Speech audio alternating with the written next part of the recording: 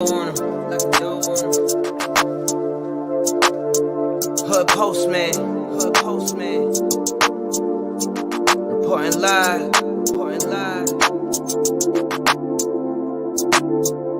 This the hood postman, come and check the program. You ain't from the streets, this is something you should know, man. Running from police, gotta grip the wheel with both hands. Speeding down the interstate, please do not approach him. 40s in the fridge, got the caddy in the driveway. Get all out of my face, I don't wanna violate. Looked up in the mirror and I told myself, why wait? We took this shit worldwide, you only in 5 states. Came from the four corners with my 4 quarters. Showed them the style, then they stole on us. Times got wild, then they told on us. Dog, it was hard, but we had to keep it rolling. You ain't gotta ask, you know where to find me. I be in the back streets where it get grimy. It's just me and Mel, Rennie looking bride D. I be going hard till I'm in the 5 C's. Know the vibes. I'ma do it. Shout out to the Mailroom Nation, the Mailroom Goons. I am Professor Melly Mel, the Hood Postman. Shout out to everyone this evening. It's that 8 o'clock hour, you guys. We're back at it. Once again, you know, the work, build the airplane while you fly it. That's my motto. Build the airplane while you fly it. And we're going to talk about inside the mindsets of our juveniles and try to understand, get a little more understanding about how, you know, development is and how well they, you know what I mean? Because we're talking about going through, though the brain may be done growing in size, it does not finish developing and maturing until about the mid to late 20s. The frontal part of the brain called the prefrontal cortex is one of the last part of the brain region that matures. And so when you see our youths out there making these grown decisions, they really not capable of I mean, they're capable of the action in itself, but to understand fully what's going on and what are the consequences and how much their life is going to change based on, you know, offhanded or quick emotional response, sometimes it devastates them for the rest of their life. We're going to bring Big Deb in. Shout out to Big Deb. What's going on, Big Deb? Man, salute, Melly Mel. Mailroom Goons.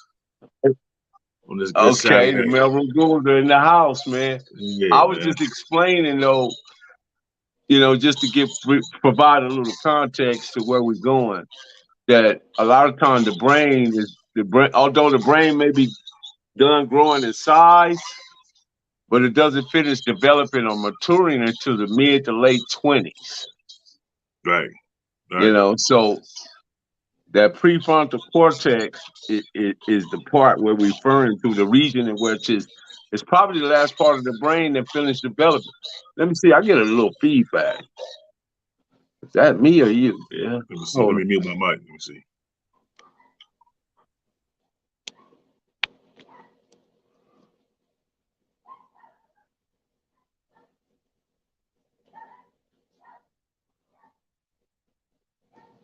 Can you hear me? Yeah, I got you. Okay.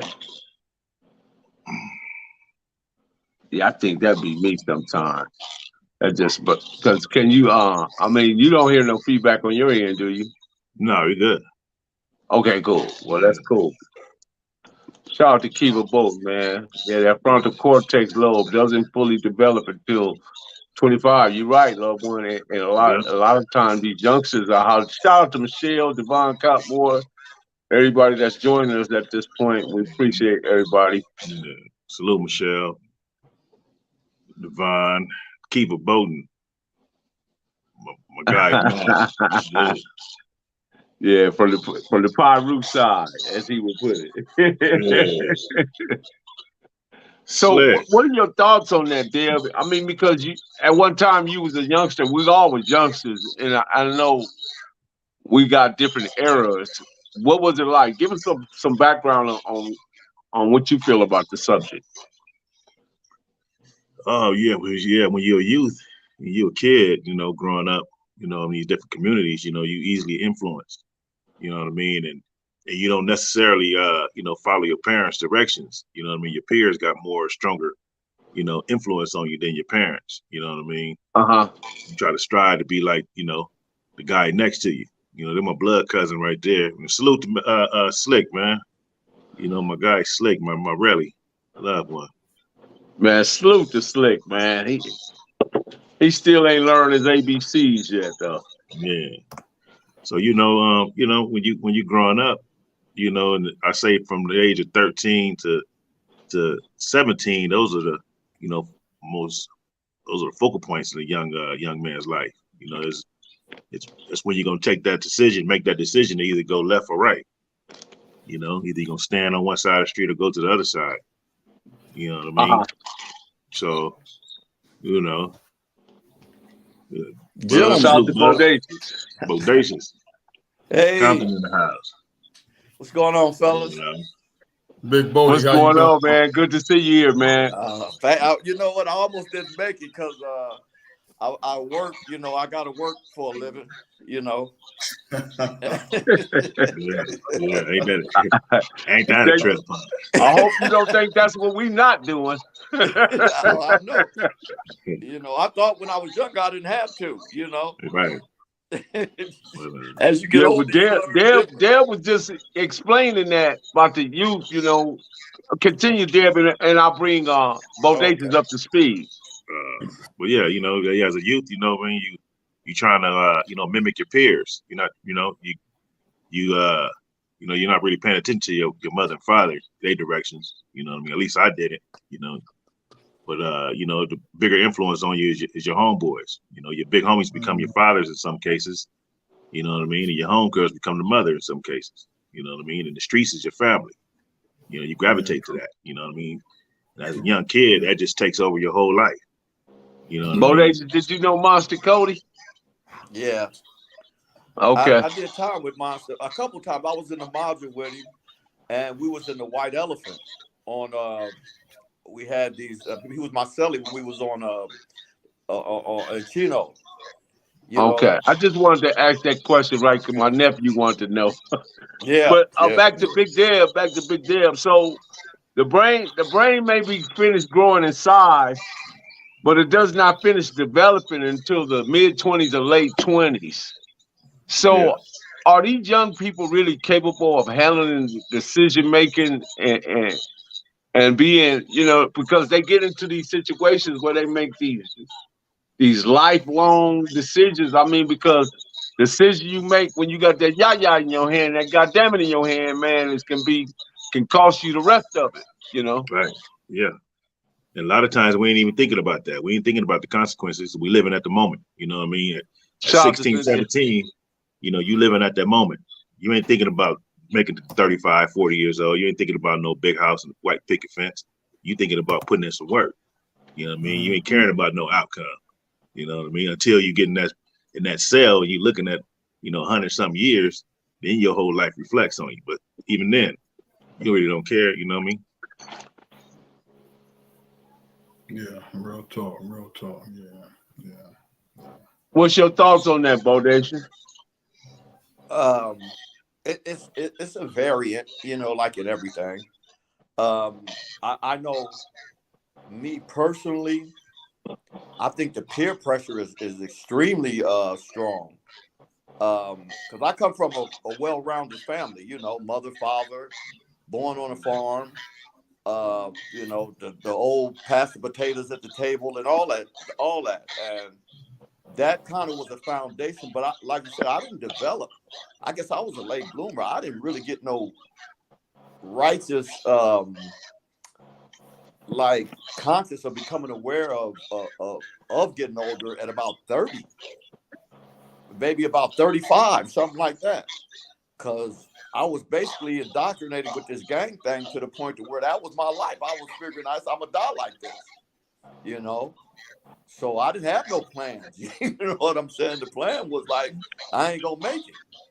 So evidently when I made it, I was like, wow, this is unique. You know what I'm saying? But that's when the the foundations that my parents and them laid down took effect. You know what I'm saying? But in them streets, you just get that understanding of zero. You don't care. You know what I'm saying? It's a culture.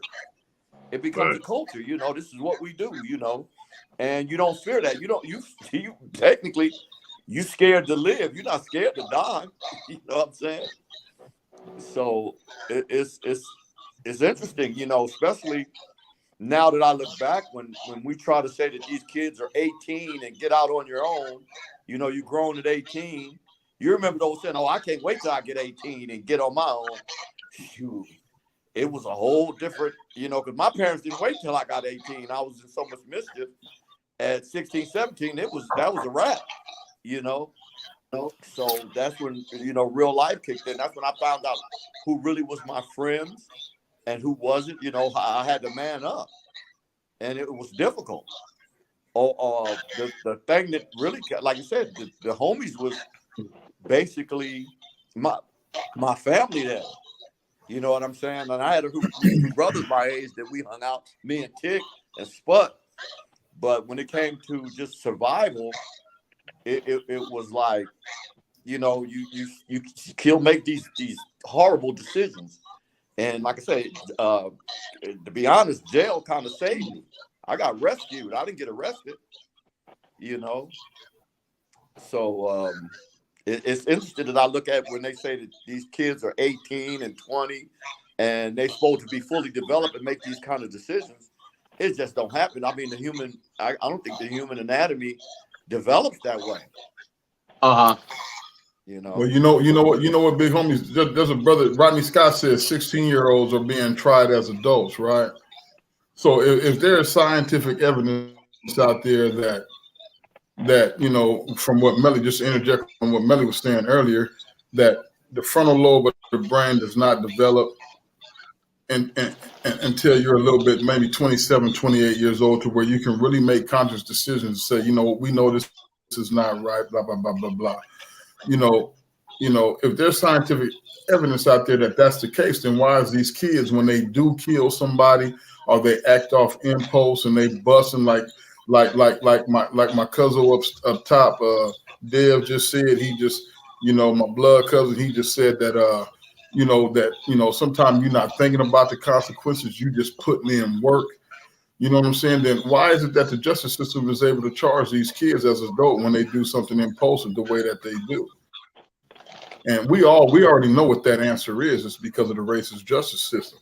But at the same time, at the same time, there still has to be some sort of culpability in what we do. Let me tell you why, Bodacious, Dev, and Melly, is because when we were growing up in these 2-parent homes that a lot of us grew up in, our parents still taught us what was right and what was wrong, and we knew exactly what the F we was doing when we was doing it. So some of these scientific based arguments, man, they go out the fucking door.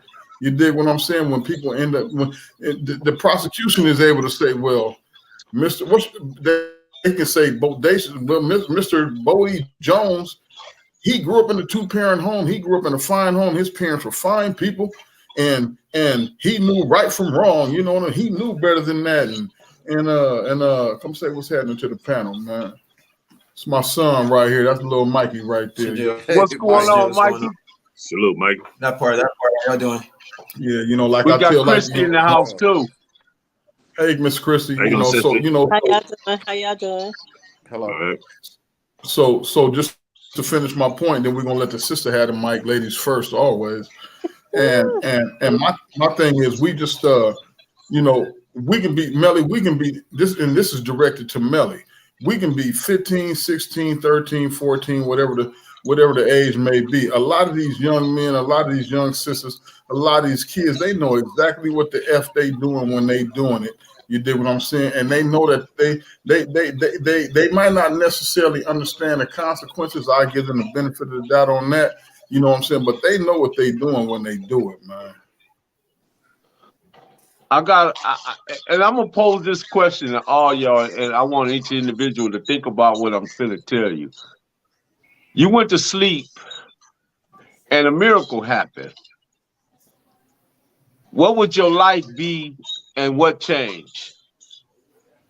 Say it again. You went to sleep and a miracle happened. What would your life be and what changed? And I'll start with you, Christy. Um, that's kind of deep right there. So are you based on saying like, okay, you went to sleep, base before you went to sleep, basically, then you went to sleep and you woke up, your life has changed. So that means Yeah, a basically like miracle. A miracle happened and your life changed. that's why I said it's changed because some came about where it changed your life, where you was no longer that same person, where the things that you used to do you no longer do anymore today. So that was basically for your good. It was a miracle because it was change that most supposed to came about. So That's listen my to the personal question opinion. closely. I said, what would your life be and what changed? Other words, you get to change whatever you want to change. Mm. What would it be? I don't What know. would your life be and what changed? I don't know. I can't say. We'll come back to her. Okay, Bogey. Yeah. If a miracle happened, I'd have woke up where everybody really would understand what true freedom is. Mm-hmm. How I would change would like it would just be we would know how to get along like everybody that we went to school with that we end up opposition and fighting each other, Knowledge. that wouldn't exist. Knowledge. You know what I'm saying? It would be where you can reach your full potential in a country where you didn't have discrimination and redlining and the injustices. I mean, that I think, man is supposed to be able to live in harmony. And we get caught up in the system. We was born into a system of injustice, so that would be different, and I would be able to reach all my full potential as a man, and sky would be the limit. Okay.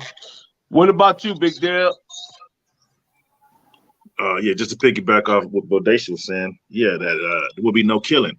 There will be no kids dying. You know what I mean? There will be no kids killing kids out here. Won't be no color lines. You know what I mean? You know what I mean? It'd be freedom. We'll be living free. Won't be no Okay. oppressed world. You know what I mean? Okay. Yeah, and for me, the feeling is mutual with both of the brothers. And another thing, I think that for me, I would like to see not only that, but just that we actually have a genuine concern for each other's interests. Right now, right now, Black people. I mean, and this is an actual. Unfortunately, this is an actual fact: is that Black people is the only people in the world, man, that don't have each other's backs. You understand what I'm saying? At least here in America. Now in Africa, sometimes they have some. They go through some extremes to where they got to come together and they got to really fight for their survival. But here in America, you know what I'm saying? Here, it's just really messed up that we really cannot adopt the trend of coming. We can adopt any other trend that comes out. Running to the damn Popeyes and buying a goddamn sandwich. Running to the store and waiting in lines at 3 and 4 o'clock in the morning to buy some damn Jordans. The Good Knees challenge, the Pepsi and the milk. We can do all that type of shit, but when it's time for us to unify, man, there's something within us as a people, man, that's blocking that particular activity, man.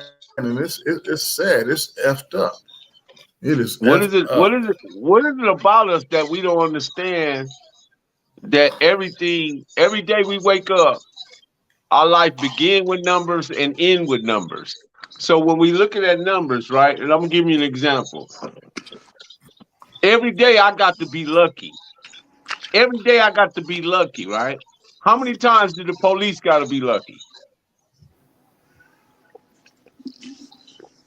One time. But I got to be lucky every day if I'm out there in them streets and in that life committing, doing whatever I'm doing. I got to be lucky every day. So when you look at the numbers in that regard, it's kind of like common sense. You're not gonna win that number game right there. You know what I mean? And I think if we start talking to these youngsters, I think part of what we don't do is actually give them the numbers. I mean, I I'm gonna, could be wrong. I don't know. I don't think we talk about numbers quite often because the numbers seem to, when you give up numbers, just like when I went to the feds, right? Then people told me my range was 188 months to 151 months. I'm thinking like, why did they put it like that? You know, why they could just say, okay, 12 years to 15 years or whatever, right? They didn't do that. They put it in terms of month because they wanted you to actually think and they wanted you to calculate just how much that was going and the pain each and every month you was gonna have to go through to get to the end of that circumstance.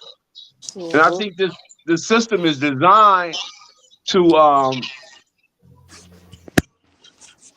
is baked in a way, baked into the system for us to get caught up, regardless to what we do. Yeah, like you said, we was born into this. We haven't figured it out yet. I don't think that. I mean, we've come up with all kind of solutions, but we never act on them to actually learn what unity is. I mean, we're the only people that spend our money with the people that hate us. You know, and it's a form of backwards indoctrination. They did a job on us, you know, through the education system, through disenfranchised.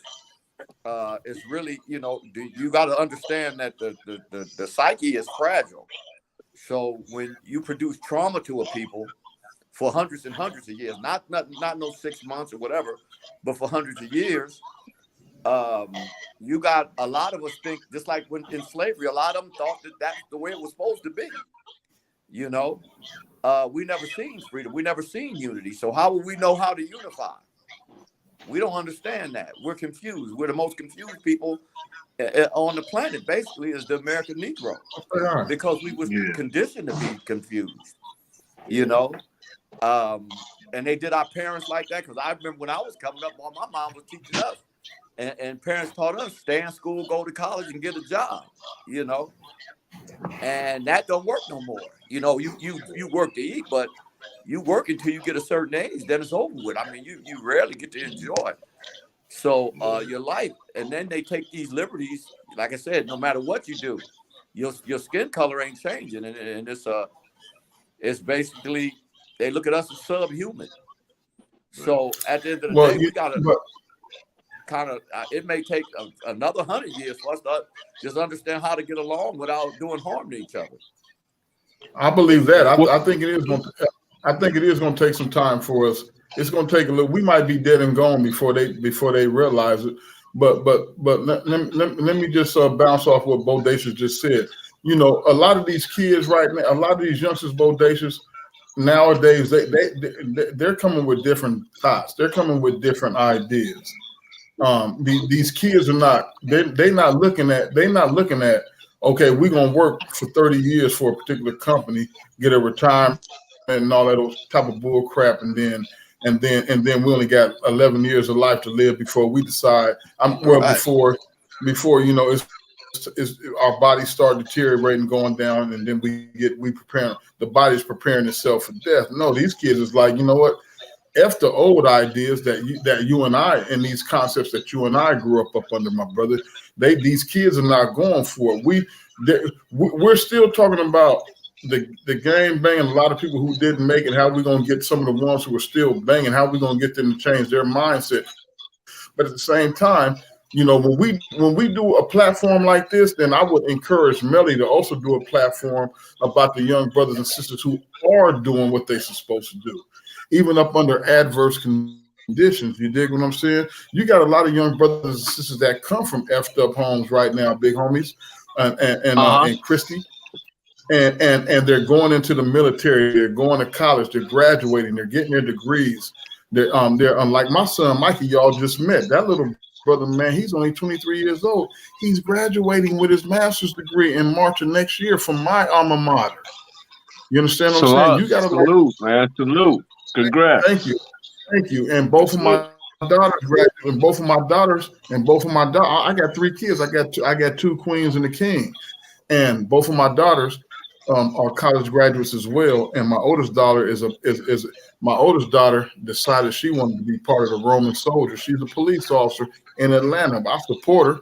I really wasn't really too keen on her occupational, career decision. I wasn't really with that at first. You dig what I'm saying? But I'm glad that the little sister did go into the occupation because we need more brothers and sisters in.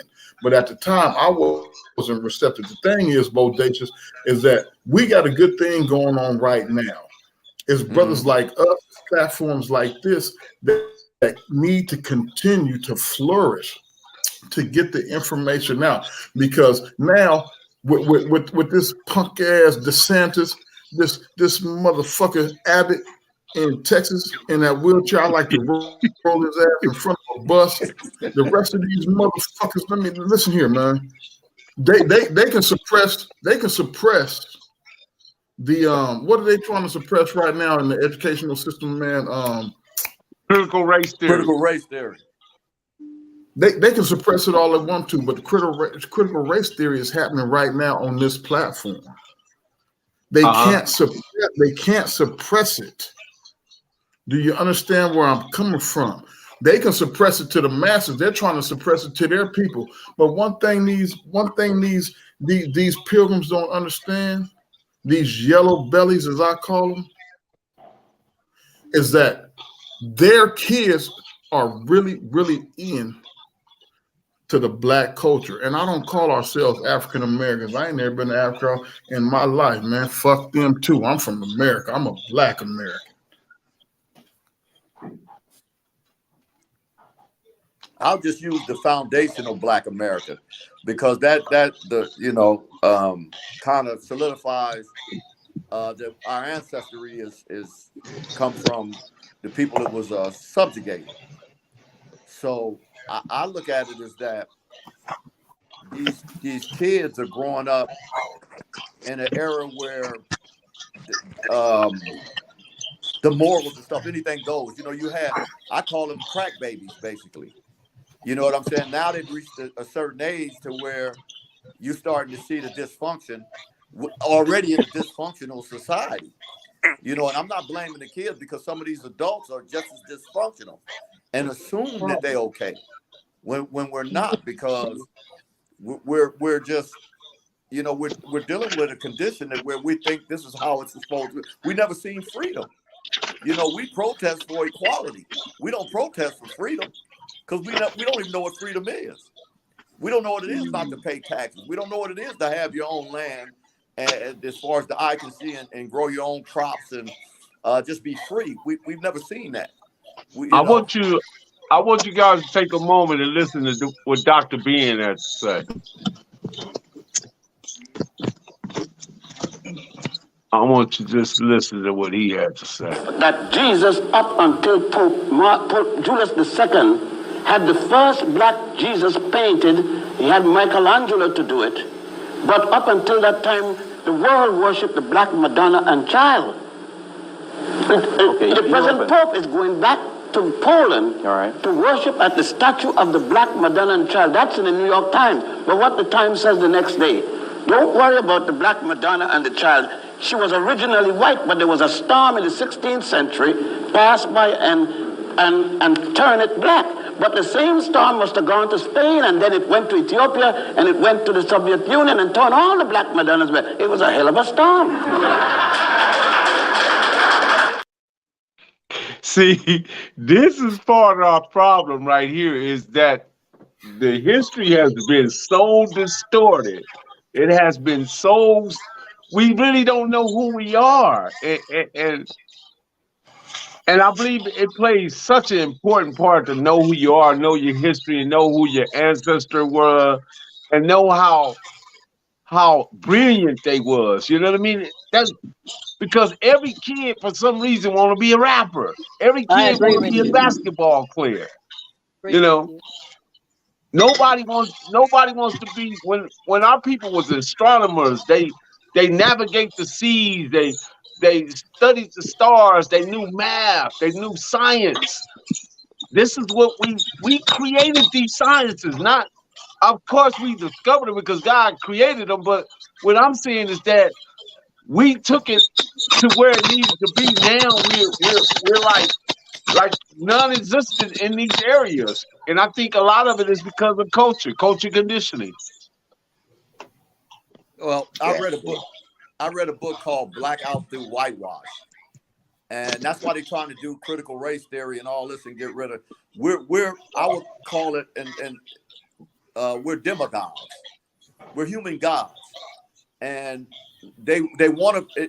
If you have to understand why is it so important for them to keep their foot on our neck, so we don't know who we are. We don't know that we created civilization. We created everything on the planet, basically, and they don't survive without our energy. So you have to understand it's very deep when you start to say, well, if you start asking questions like, why is it so important that they don't let us know who we are? Because But Big Devil, how do we make these youngsters understand how important it is for them to at least look what our lives became versus what our life was?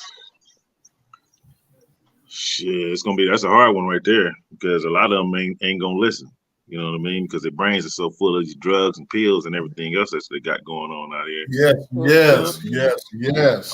Only time they're gonna listen is when they life is getting put up against 100-something years in prison. Then they sit back and listen. You know what I mean? And not only that, that's when they start crying. We just here in the 619, we just got cleared to be able to go into juvenile hall. Do y'all know that they're about to shut down Nellis? Do y'all know they're about to shut down YTA? They shutting down Chuckawalla to Hatchet. They shutting down about 5 or 6 prisons. And let me tell you why they do, and they shutting down 2 youth authority camps.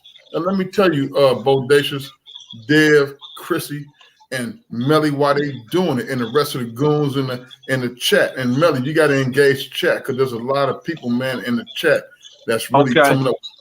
And the thing is, they doing that is because we as a people are talking to our kids.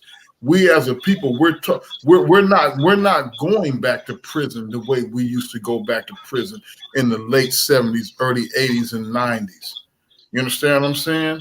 We're not doing that. They're not able to fill up these particular institutions with Black and Hispanic bodies. You dig what I'm saying? So now, if they're not getting no money from the federal government to house people, what happens? You dig what I'm saying? What happens? They can't fund the facility. That's the reason why these places are closing down right now. So when you start looking across the lines, one thing that the media will not talk about is actually what we are doing as a people and the gains that we are actually making. Yeah, that's true. Black people, man, we mobbing like a mother sucker right now, and we're doing well for ourselves. But we still have to figure out how in the hell are we going to change our mindset from the PTSD that we done been through for 470 years. You dig what I'm saying? Of racism, slavery, and just all the things that they've done to us. And look what's going on, man. I'm gonna push this line one more time. Look where we at as a Black people. They have not been able to exterminate us. They never will. What's your thoughts on that, Christy? You kind of quiet. On which part? It's been a lot going on in the last few minutes. No, tackle any part of you too. Okay, for the part with the youth, I'm gonna say that I feel like right now in the world, in the population, with the youngsters, even with the adults, even with the elderly, right now we living in a time of life where it's like everybody living off a trend. Everything that they see, they flock to it. If you bring something out today and you put it on social media, it might go viral. Not because you're the person that you say you are, but just because it looked at quote unquote cool to those kids at the present time. So whether it's some devilish stuff, whether it's, you know what I mean, 9 times out of 10, ain't nothing good really gonna go up there. It's gonna be bad things that go out faster than something good. So, so I'm gonna say that we're living in a trend right now. Like everything that's basically like drugs and everything else like that, everybody flocking to it. It's something that they want. The youth is happy for, and not only that, I want to say this: only way you're gonna get to the youth is if you bring some real gangsters that's young, that's rich with the business, that they see them on other people's platforms speaking and talking and understanding and grasping the whole concept of the situation. That's the only way you're going to be able to apply yourself to them. Other than that, they're not going to want to do it. Everything that we're saying, because they already think that we're old people, they think we don't know anything. They think that we basically we ain't been through nothing, we don't know nothing, and basically we trying to save them because we know that the things that we didn't did in life and what the consequences could happen behind it. And I also wanted to say too about the jail system. I think when it really comes down to it, it's mastering about $1, because it's a lot of people, and you kind of spoke on it the other day, but I don't want to spit the name out there because I don't want to, bring no quote unquote bad people to my situation, different energies. But based on, it's a lot of people that's been raped in jail. It's a lot of people that's been things that's happened to them against their own will in jail. Guards raping kids, having sex with kids, having babies with inmates, all type of stuff. These kids been beat, all type. It's a lawsuit right now. So all this stuff is trickling down. So it's really $1 billion corporation, if you really ask me. So therefore, these places is going to. Hold on, I just got out of the shower. There's some juice on the table. Take your time. You want to explain to me what you're doing here? I came looking for booty. You came looking for sex with an underage boy? Oh no, I ain't come looking for no little boys. I ain't got no milk, no cookies, nothing. I came looking for man's butt. A man? Can y'all hear me? Yeah. Hear me? Yeah. Okay, yeah. So I think in a minute it's coming to the point about where children has been molested, adults has been molested. You know what I'm saying? People dying up in there, all type of things going on in the jail system right now. So at this point, I think a lot of things gonna shut down.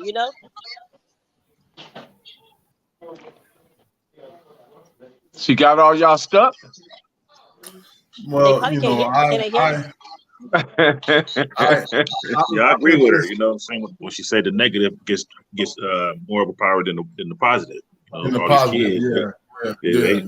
They cling to the negative in a minute. You know what I mean? You show something on the internet about some dude turning flips high on Sherman, jumping off a roof. Somebody gonna say hey to that. Want to do that? Right, they're gonna video it before.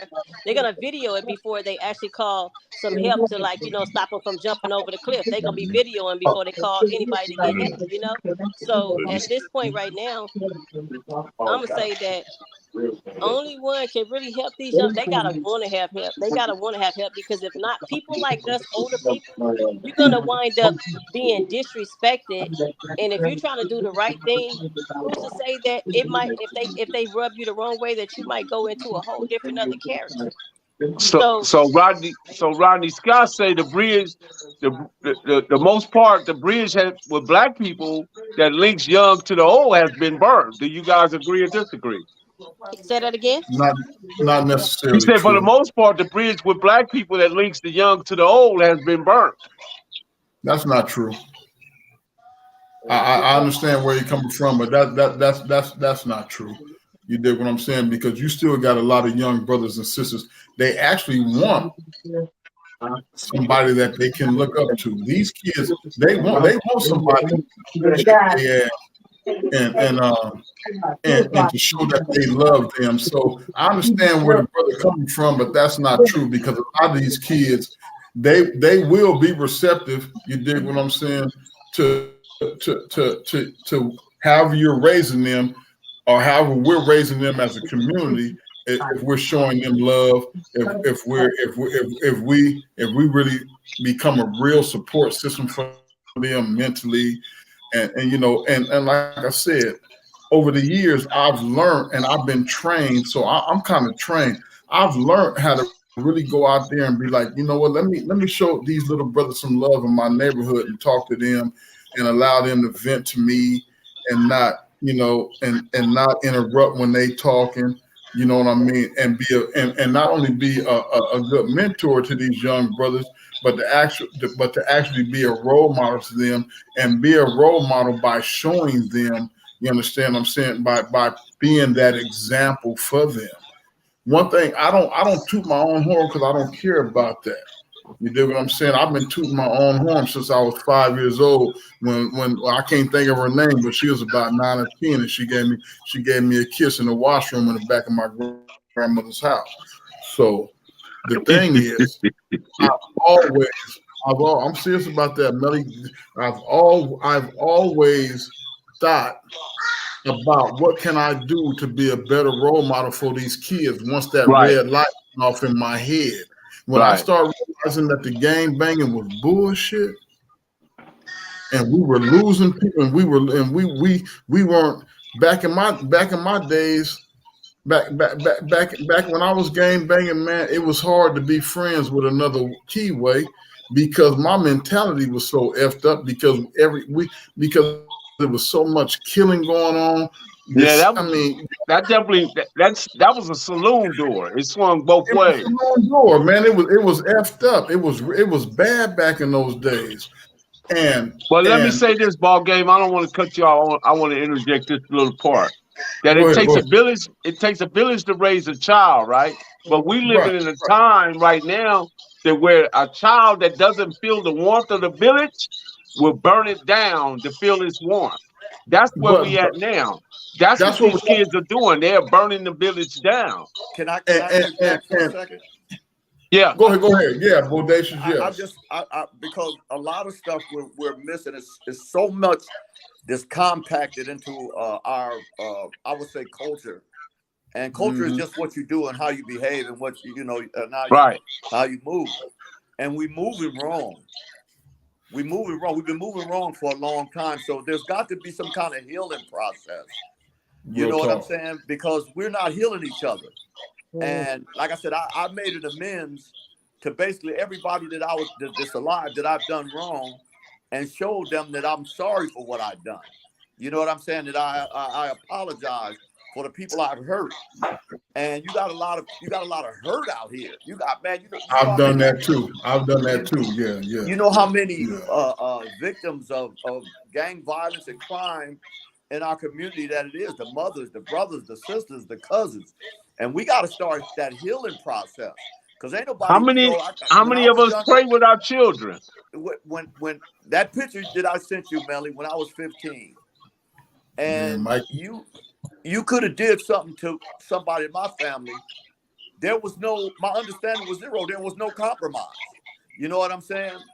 It was either me or you. So you have millions of kids like that now. You know what I'm saying?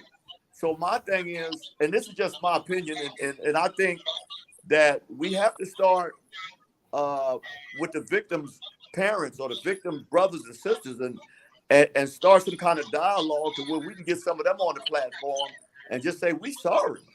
You know what I'm saying? And making amends, and that's how you start a healing process. Because right now it's too, like what Ball Game was saying. I got some homies 60 that still can't wear red. You know what I'm saying? 65 still don't wear red. And they that indoctrinated. You know what I'm saying? So we got to start a form of some kind of healing process with ourselves and get it to where we can at least start having a dialogue to where we can do certain things together without this dude looking at it and say, man, them the dudes that killed my people. That's a heavy burden. Well, for me, my brother was shot. My brother was 41 years old, man, just had a stroke. Living in Alaska, had to get him back here. He couldn't take care of himself physically. He was only 41 years old, man. Got my brother back to San Diego, man. Put him in what we call an institutional living situation. He didn't want to be there. He had a little bit enough sense to say, well, I don't want to be here. And then his girlfriend kind of stepped up and said, okay, let me see if I can handle him. He was at his girlfriend's house for 5 days. I was going to go see my brother every day. He busted out the house, walked up the street where in our neighborhood, right on Ocean View Boulevard, right in front of Ocean View Liquor Store. Y'all can look that up on Google because that liquor store got a hell of a history. And that's the green cat. No, that ain't the green cat. The green cat, you know, they talk about the green cat because that's just famous because of the corners. But there's about four or five corners other. Four corners of death. Well, we call it the four corners of life, but unfortunately, that ain't been able to sustain itself. You know what I'm saying? Somebody just got hit up there 2 weeks ago. So anyway, but the liquor store I'm talking about has a hell of a reputation within itself. My brother, to make a long story short, my brother limped his way up there. You know, he was kind of not in his right mind. He wanted a soda. He was a diabetic. They wasn't giving it to him. I'm getting up out of here. I'm going to go get my soda. It was just unfortunate that the Brims and the West and I'm gonna say the Brims, and I ain't gonna say the other sets, but the Brims and the other sets was having they end up having a shootout right in front of the store. Did nobody get hit but my brother, and he couldn't move, he couldn't run, he couldn't walk. Wow. You know what I'm saying? So you know, he died, right? He really died. Sorry to hear that, ball game. Yeah, man. No. I gotta say, no, I appreciate that, Melly, but no. You know what I'm saying? Because we've all been in situations where, you know, some shit just done went down, man. And, you know, unfortunately, you know what I mean? It just happened to be me and my brother's turn with my little brother, man. You know what I'm saying? And I don't cry about it. You dig what I do is I tell people the story. I use my brother's death right now as not only as a coping mechanism for myself, but just to teach other people, man. You know what I mean? You know, this is what happens, man, when you involved in this bullshit. Period. These are the risks that we're taking. You got any stories that you can relate, Big Dev, to subject matter? What? Just growing up, something you know you seen as a youngster, or because I think you're the youngest one on the panel. Oh, I am. Oh man, I'm a youngster then. Well, Christy younger than you are. Okay, yeah. Oh yeah, I seen a lot. I mean, you know, death was like regular, you know, in the hood. You know what I mean? Man, so not good though. You know what I mean? Sometimes it was therapeutic, sometimes it was a nightmare.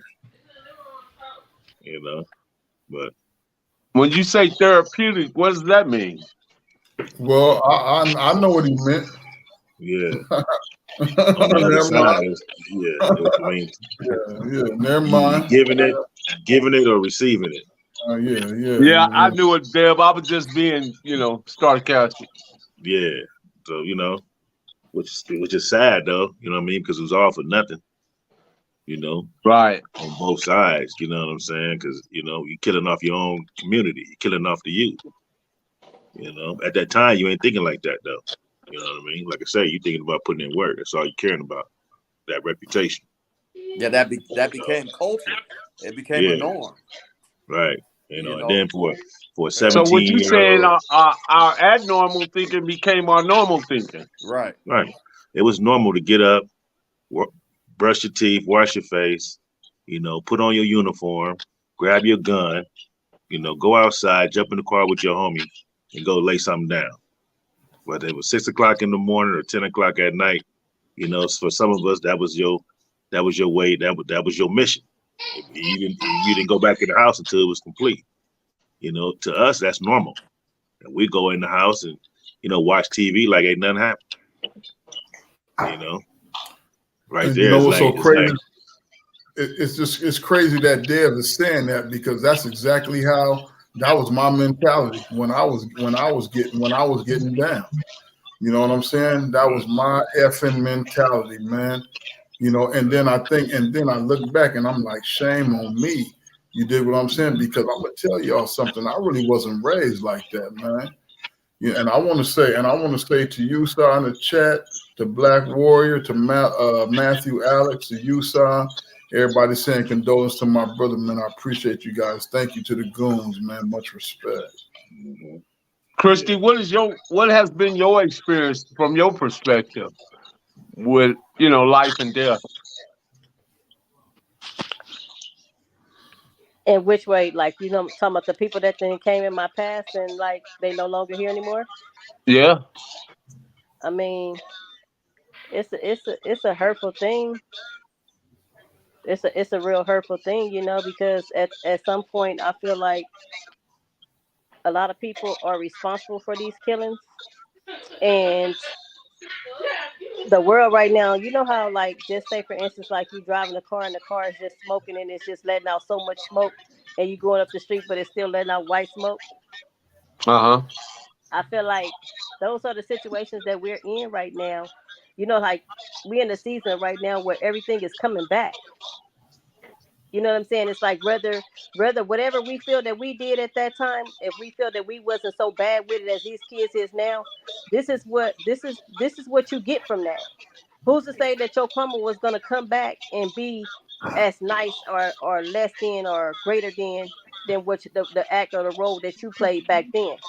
There you go, baby. Yeah, You know what I'm much saying? respect. So Yeah, right now right. we could never predict or say what our situation and our circumstances may be, or what lifestyle we might be amongst or around right now, or what's going down in our presence. You know what I'm saying? Because at this point right now, the kids, it was like they had a mask over them. It's like they had a wool pulled over them, the same as you guys. You know what I'm saying? Because if we knew better, then we should have did better. But right now, it's still smoke still being blown off of us, and we still, no matter what, this is why we on the platform speaking right now. We still have controversy right now to this day of our past life. There's nowhere in the world that we don't. That's how we able to speak about it right now. You know what I'm saying? And it's a blessing to be alive right now. It is. Yeah, It You know is. what I'm saying? It is. To live through the things that you have done, live through the things you have seen, because no matter what, even if you didn't pull the trigger, if you was around it, you still was involved. You was just as guilty as the person that did it. So at this point, that person's life or that person's blood was on your hand. That's just like if I give you some drugs and my money don't come back, and you say, "Oh, my homie, he ran off with my money," I'm still coming for you because you the person that I gave my shit to. You know what I mean? So that's the same way. Like if my kid left with you, okay, my kid don't come back. Like what's going on? Like Yeah, but Right. how do Melly been posing this question for, I think, for 2 years now. Melly, maybe even 3. Melly, maybe even 3. But how do we I'm gonna pose the question because Melly been posing it, but I'm gonna pose it. How do we get through that trauma?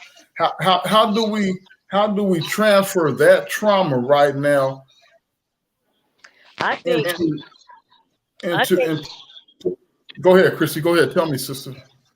I think that, like, what is the guy name at the bottom? What is his name? Bodacious. Okay, Bodacious. He basically was speaking.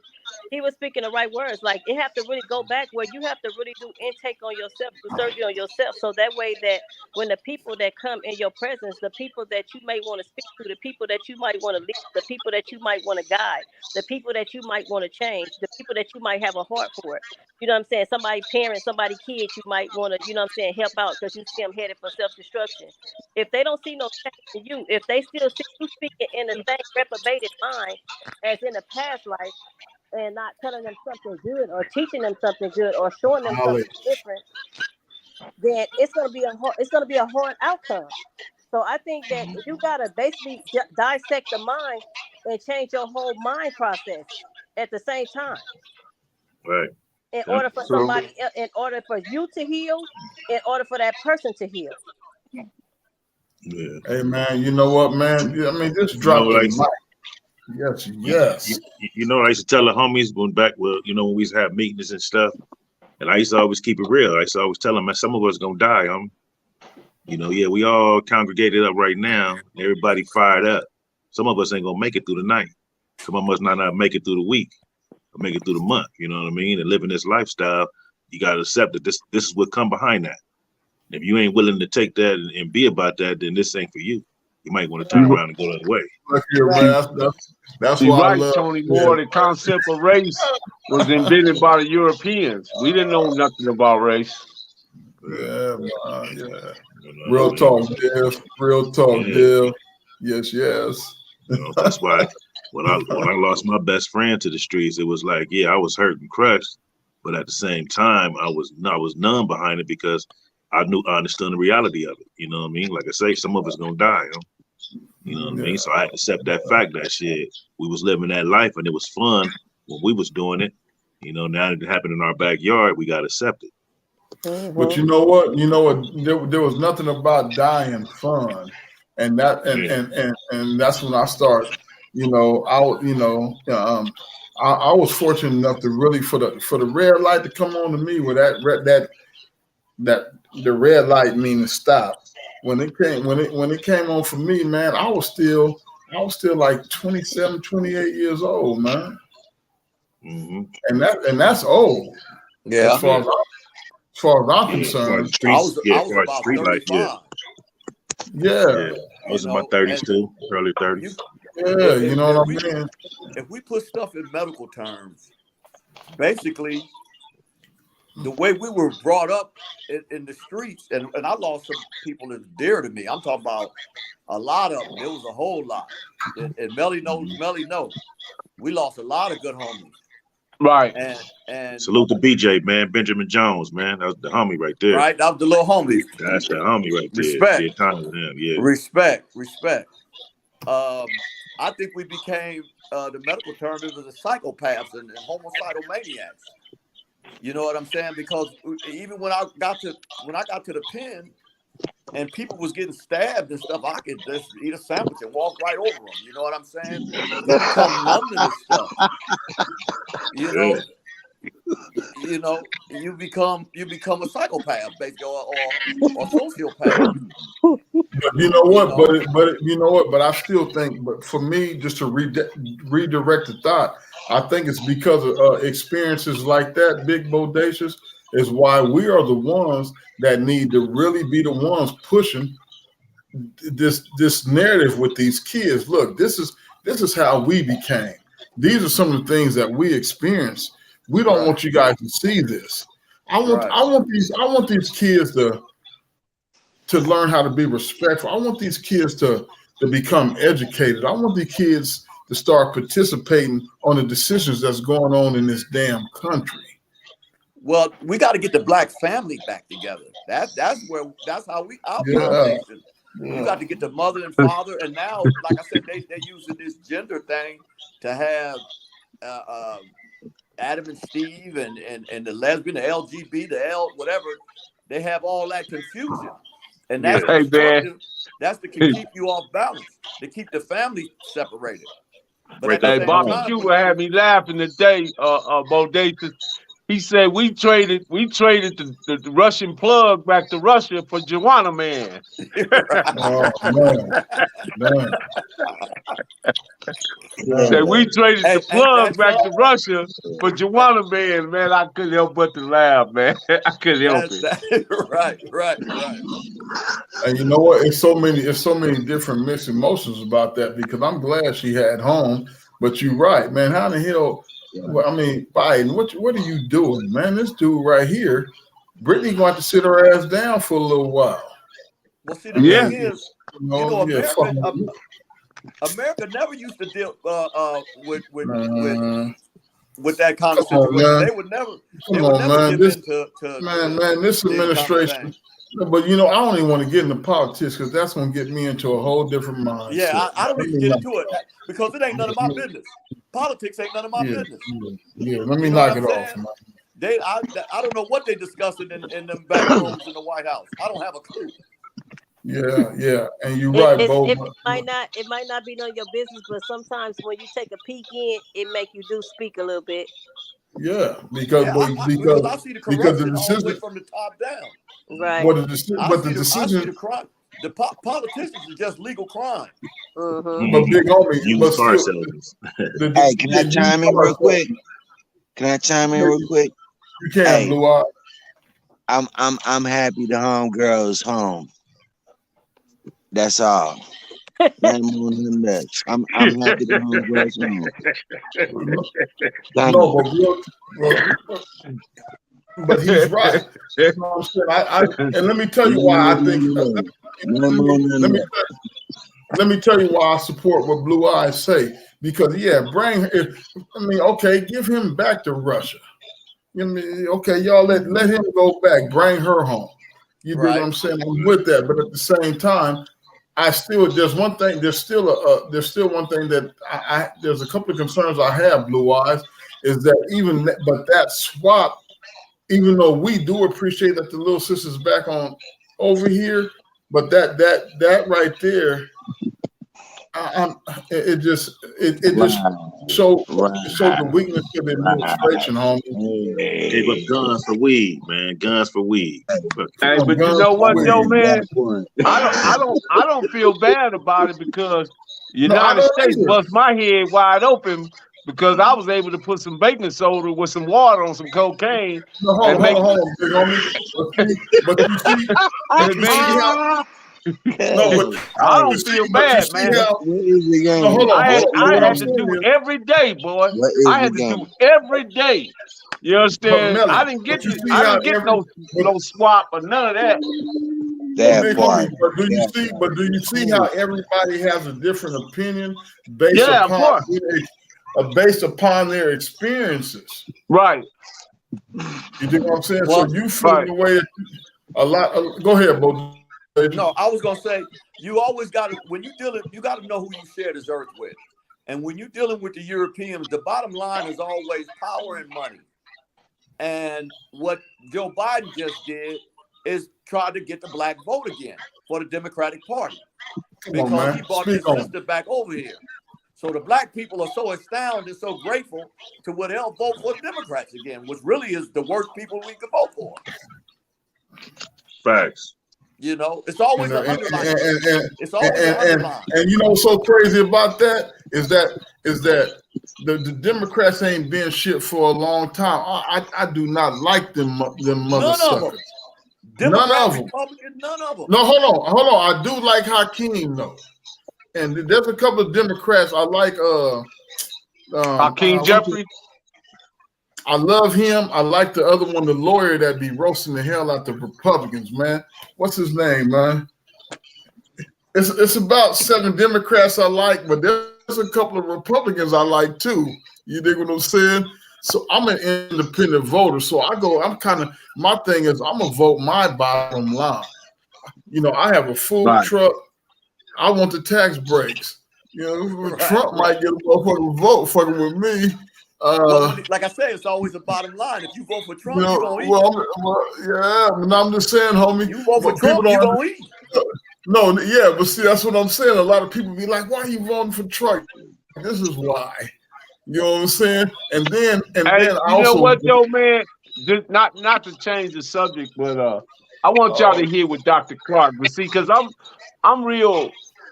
When it comes to teaching our people, there's a couple of people that I think our people need to go to. That's Dr. Ben and Dr. Clark, Dr. Francis Kless, and Dr. Anderson. All four of those. But I want y'all to hear what Dr. Clark, and he said this some years ago. Here we go. People in history. In this 2-volume work, World's Great Men of Color, Volume 1 is devoted to the Old World, and Volume 2 is devoted to the New World. The first thing he does is to put Egypt in proper context and to show Egypt and the great personalities of ancient Egypt as black people. And it might be startling, but he reveals that Cleopatra did not look like Elizabeth Taylor and wasn't a white woman at all. And I think his book starts in Egypt with the other great characters in Egypt, Imhotep, the real father of medicine, father of architecture, builder of the step pyramids, forerunner of astronomer, a man who was accepted as a god in Europe long before the birth of Christ. Imhotep lived about 5,000 years ago. And early Europe accepted quite a few Africans as deities, and Imhotep was one of them. He opens the book actually with this great African who was the world's first multi-genius. You said that Rogers put Egypt in its proper perspective. What did you mean by that? I mean, if European historians acknowledge that ancient Egypt was a black nation, then they would have thrown all Western history out of kilter, because Western historiography is based on the mistaken concept that if Egypt wasn't European, it was at least Oriental. It was neither. Because Rogers traced, as many competent historians, black and white, have already done, the southern origins of Egypt, and that the people who would later be called Egyptians came from deep within Africa, maybe Ethiopia and Somaliland. And they kept good relationships, good and bad, like all families, with the people to the south all of this time. And the proof is positive. And Dr. Clark, master teacher. Melly, play that one more time, man. Well, if anybody want to speak on it, if anybody wants, man, look here, man. Some real shit. You got to play that again, big homie. You got to play that Hold again, on. man. Here we go. Here we go. People in history. In this 2-volume work, World's Great Men of Color, Volume 1 is devoted to the Old World, and Volume 2 is devoted to the New World. The first thing he does is to put Egypt in proper context and to show Egypt and the great personalities of ancient Egypt as black people. And it might be startling, but he reveals that Cleopatra did not look like Elizabeth Taylor and wasn't a white woman at all. And I think his book starts in Egypt with the other great characters in Egypt, Imhotep, the real father of medicine, father of architecture, builder of the step pyramids, forerunner of astronomer, a man who was accepted as a god in Europe long before the birth of Christ. Imhotep lived about 5,000 years ago. And early Europe accepted quite a few Africans as deities. Imhotep was one of them. He opens the book actually with this great African who was the world's first multi-genius. You said that Rogers put Egypt in its proper perspective. What did you mean by that? I mean, if European historians acknowledge that ancient Egypt was a black nation, then they would have thrown all Western history out of kilter, because Western historiography is based on the mistaken concept that if Egypt wasn't European, it was at least Oriental. It was neither. Because Rogers traced, as many competent historians, black and white, have already done, the southern origins of Egypt, and that the people who would later be called Egyptians came from deep within Africa, maybe Ethiopia and Somaliland. And they kept good relationships, good and bad, like all families, with the people to the south all of this time. And the proof is positive. And see, who he was referring to is one of another great scholar is J.A. Rogers. J.A. Rogers wrote a book called Superman the Man. He also wrote the most influential 100 black men ever to live. He wrote just a lot of books. This guy was a German writer who specifically, I don't know why he chose to write, but he wrote about black people. And he wrote about them in depth in ways that probably never was written by another European. This was a white man that did that. And he broke it down, man. Anybody you ever come across a J.A. Rogers book, I suggest that you read it. He also wrote 100 amazing facts about the Negro. Right. That was a white man? Yes. Yeah, I read a few of his books, Melly. Yeah. Yeah. I haven't read any But now I'm gonna make it a point to start reading some of his stuff. Yeah, go read that Jay Rogers and see a lot of. I mean, you know, we just so behind in our history, man, in our information. And I'm not saying any of us on here, but what I'm saying that's the problem with a lot of our youth. If they understood who they were, maybe their perception would change. You know, what the youth have in their advantage is the internet and Google. They can learn some things. They become, even myself, even some of us elders and some of the older people have gained more information on these YouTubes and Google and this information highway than we've learned in any public school system. You know, and it's sad how they did a good job with erasing our history, because, like I said, if we wasn't that great of a people, all they have to do is leave us alone and we'd become extinct anyway, like the dodo bird. You know what I'm saying? We're such a great people that they have to keep it from us and keep their foot on our neck and keep you confused. You know, like I said, God made man, niggas were made in America. Right. You know, and they did that on purpose. You know, I said, this is not by accident. We wasn't just born acting like this. We were indoctrinated.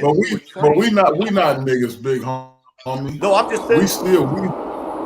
Spartans, what is your profession?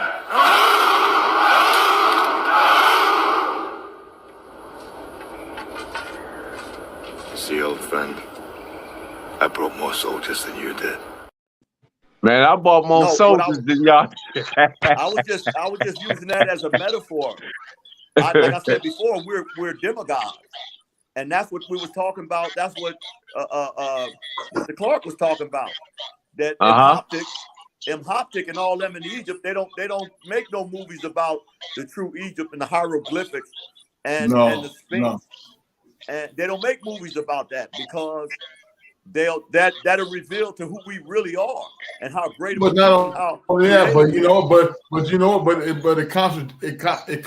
it immediately contradicts their narrative. Yeah. Immediately. You know what I'm saying? So, you know, yeah. Yeah, they can't, because even with certain things that's coming out on the internet, just like when you look at the Lone Ranger, you know what I'm saying? And found out that he was black, Bass Reed. You know what I'm saying? And I used to always wanted to be a cowboy like Wyatt Earp and all them until I read the book Bury My Heart at Wounded Knee by D. Brown. You know what I'm saying? And I found out who the real savages was. So they intentionally keep information away from us intentionally, so we don't find out who we are. Like Hoptic, who he was talking about, was such a genius to the point where he was a lawyer, a doctor, a physician, and all that in one man. They couldn't figure out how one man had so much knowledge, because we had a straight line to the Creator. You know what I'm saying? So you're right, Chewbacca. Chewbacca say us black folks get attacked when we speak truth, even by our own thing. Yeah. That's a fact. That's a fact. Or you get attacked, and you get attacked for your opinion. Yeah, you're right. That's where we got to learn how to get along. We got to learn how to dialogue instead of attacking each other. Yahshua say you can't survive in a society that is meant to kill you. What can we build over? What we can build over that we don't own? Well, you know, that's another fact. I can answer that easily, man. Change how you treat your brother, your sister, man. You dig what I'm saying? And let's get together. That got to go all around. So I understand. It does, Chrissy. But you know what? I practice it, and you know what? It actually works for me. Yeah, it works. Wherever right, I'm at, more than those who chopped off to hide the identity. You know, at least they thought they were, but still, the features were there. You can't hide African features, bro. Can't do it. But back to what Chrissy was saying. You know, we practice it. I practice it. Yeah, You know, that's a good thing, but I understand his perspective because he might be really in the hardcore poor. We never know his living circumstances. We never know what it might be. You know what I mean? He could walk out the house. He might not feel like being on that type of level, but he got to put a mad face on. He got to put you know what I'm saying? He got to put his gorilla face on to make sure that he survive and get in the car and go where he going and get back home safe. You know. Because everybody don't want change. Some people here it's not for change. Some people here is to corrupt and to cause chaos. That's true. You know what I'm saying? Yeah, it is. Everybody on Speak on one that. accord. If we was on one accord, we'd all be doing the same thing. You know what I'm saying? Trying to do the I right thought I thought James Rogers was a white man. thing. They I say know he his was a wife brother. was Helga Rogers. She was German descent. So I could be wrong on this, you know. But They say he somebody's was a saying that brother. he was a brother. Yeah, they say he was a brother, Melly. Well, I'm gonna have to look it up though. The chat been Yeah, he was going black, off Melly. all night. Huh? He was black. Okay. Yeah, salute to the chat, man. Chat been on fire. The chat been going off all night. Marlena, tonight we miss Marlena and Mike Marks. She And who probably else at the is there? casino. Oh, she up there getting it in, huh? Yeah. Yeah. But if she was on the night, she'd be getting her Postmaster General on.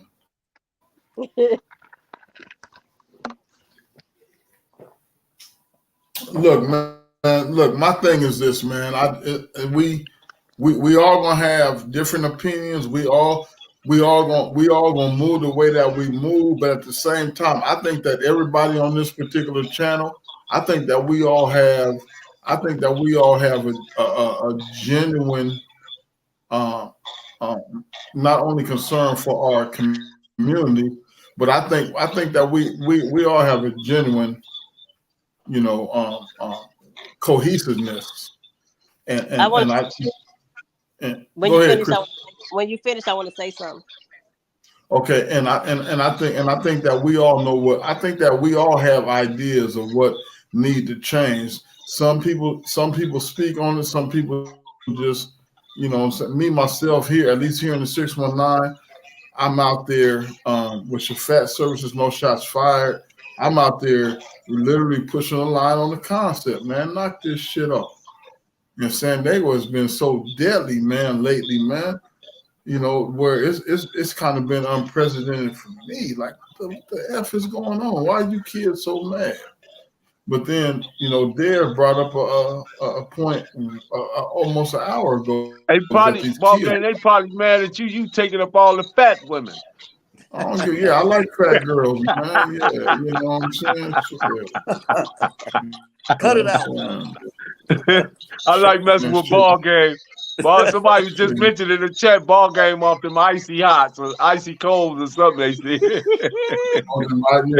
Thank you, my brother. Thank y'all, man. But he ain't lying. I do like big girls. I like to wrestle their ass to the ground. Ain't nothing wrong with it. You know what I mean? Love them up. You know what I mean? Show them some love. Massage their bodies. You know what I'm saying? And all that. Anyway. This is why soul music is no longer appreciated in our black community. Is that a true statement? No. I think it's appreciated. It's just not marketed no more like it used to. You think it? Hold on, Dev. You think it's not appreciated, Dev? To older folks, it is. To us, it is. Not to these youngsters. They'll listen to that. Yeah. They want to hear about shoot 'em up, bang bang, and pills, and the dressing, and the big wheels, and the money, and the gold. That's what they want to listen to. They ain't listen to no storytelling. No, they don't listen to. They ain't listen to nobody making love and all that. No. Yeah. Tony Moore said, "Let's share our most fondest memory of Black Pride." For me, it was John Carlos raising his fist in 1968 Olympics. Tommy Smith and John Carlos.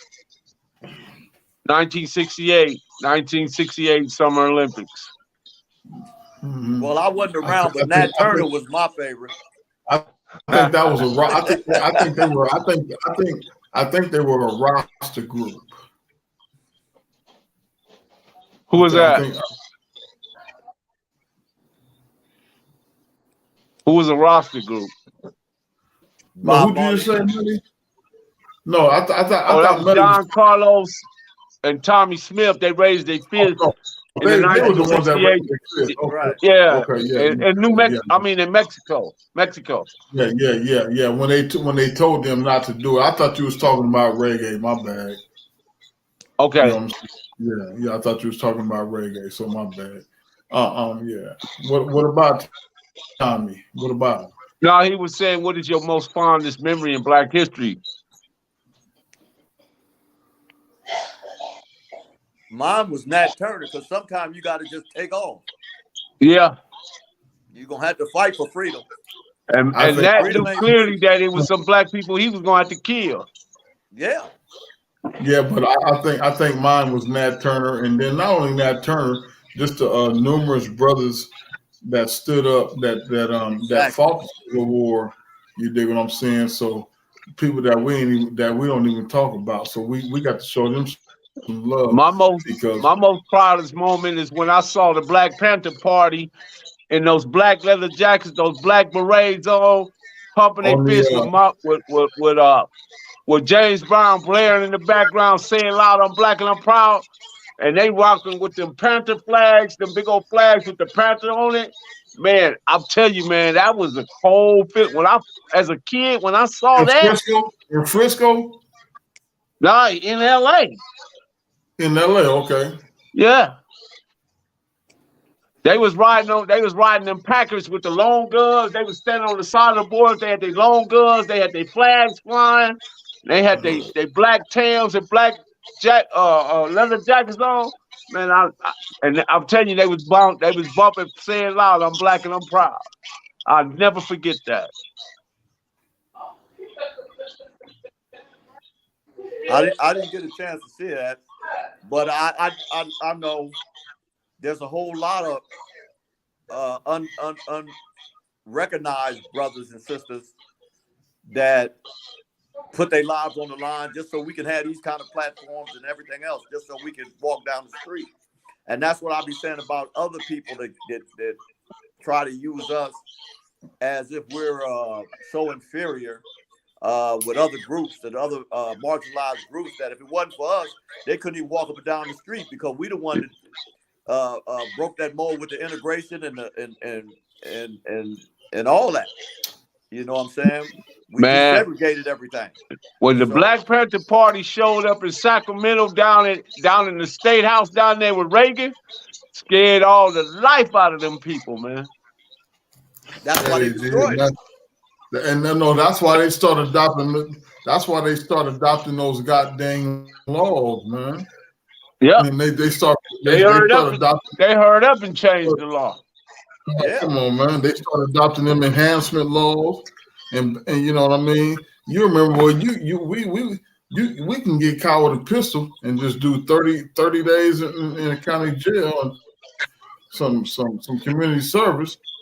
Shit, before you know it, if you this, if you that, if you know what I'm saying, you about to do 100 years just for having a pistol. They start changing the laws, man. I remember one time I got pulled over, man. My gun was so bad. I had such a bad pistol. The police took my pistol and left me with the cocaine. Told me, go ahead. Get up out of here. We don't even want to book this in the evidence. Just go. Yeah, he just wanted my gun. Yeah, let's get on. Yeah.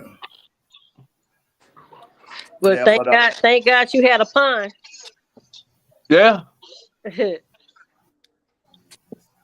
Yeah, that man, I was mad about that gun too, boy, because it was a nice one.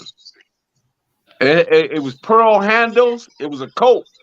Pearl handles with the engravings and all that different design. Oh man, bad. What was the caliber, Millie? .45. Oh yeah, man.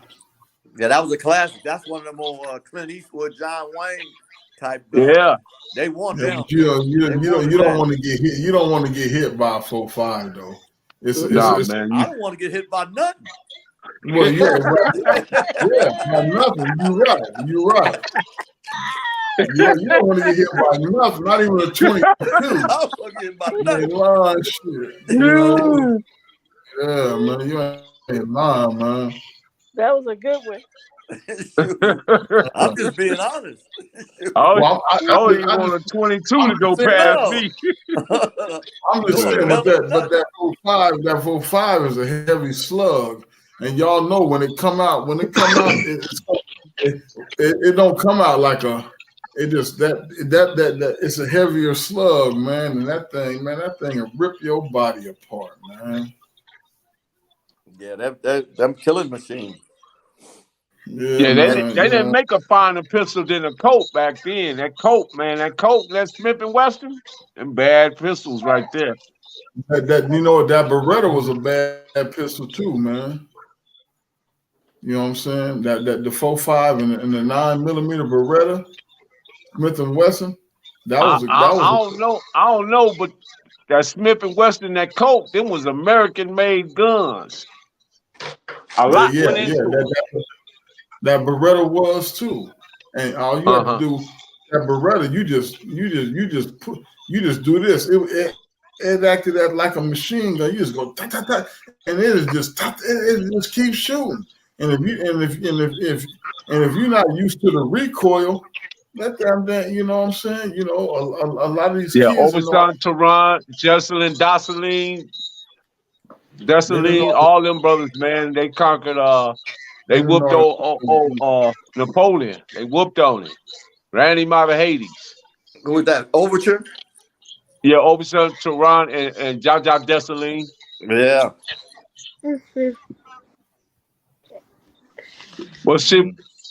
Well, folks, we've been on here over an hour and 30, man. It's been an hour and 30? Yes.